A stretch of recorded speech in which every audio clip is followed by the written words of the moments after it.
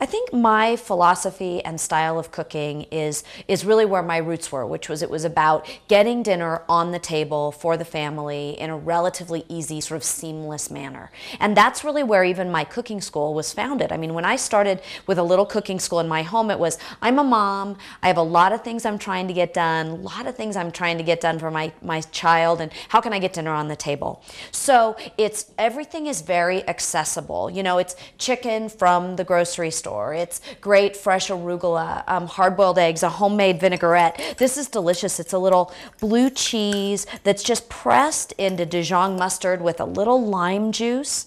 So something very simple. Fresh citrus should always be around, you know, in the kitchen. And then some olive oil. And I am quick to, you know, add different ingredients to a dressing, drizzle it over something straight off the grill, whether it's marinated or not, doesn't matter, and dinner's on the table. My career has been very interesting, particularly, you know, everybody in the uniqueness of this economy. I'm lucky enough to do a broad, a number of different things. So my career continues to be with some of the national media things. I just launched a campaign for Unilever, who owns Bertolli and all of that, called Making Life Better. So you can look at that.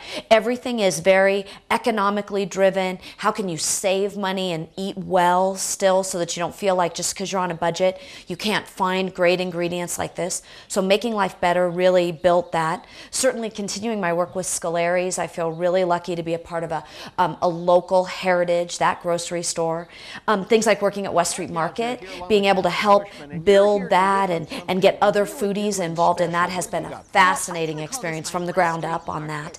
And then I'm trying to do more kind of grassroots things, which I find people also are trying to do in this economy. So it's back to, I'm going in and teaching some people privately how to cook. You know, you and I just getting together and talking about what's good. Maybe you've got a party coming up and I'll sit down with you and we'll go to the grocery store and shop and cook together. Doing more private events and speeches, you know, groups that come in to Reno and want to hear about this messaging. Maybe it fits with a women's group or something else. So doing that sort of thing, really coming back, looking at nothing's too simple. You know, where maybe before I was going to be too busy for those things, just really trying to get back to those grassroots.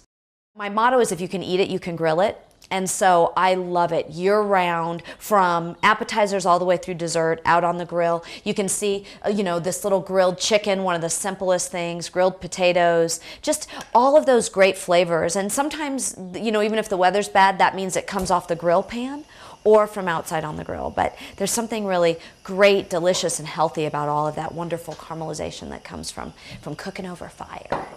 I think that cooking is a very interesting thing because it's a gift that you give to other people. They enjoy the meal. They see that generosity because you've given them the gift of your time, your thoughtfulness, the food that you've created. But also, cooking is very much, you know, there's something about, here, if I slice this, dice and chop, I can't really focus on anything but that pepper in that moment.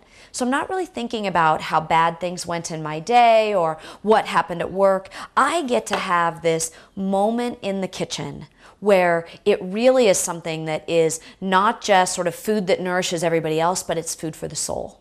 It's food for me.